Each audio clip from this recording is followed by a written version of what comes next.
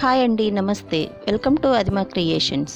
ఈరోజు పన్నీర్తో ఎప్పుడూ చేసేలా కాకుండా కొంచెం వెరైటీగా చిల్లీ పన్నీర్ కర్రీ టేస్టీగా ఎలా చేయాలో చూద్దాం.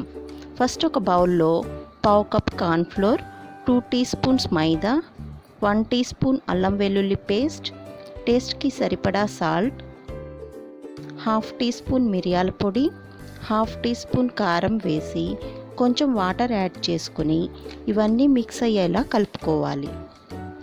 దీనిలో పన్నీర్ ముక్కల్ని యాడ్ చేసి మసాలా అంతా పన్నీర్కి పట్టేలా కోట్ చేసుకోవాలి.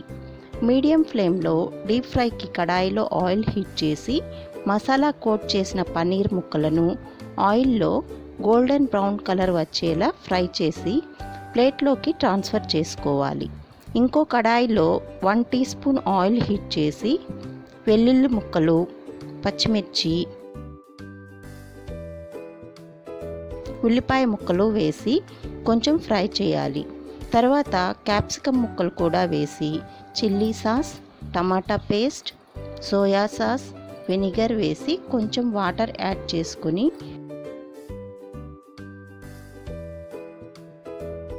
టేస్ట్కి సరిపడా సాల్ట్ వేసుకోవాలి.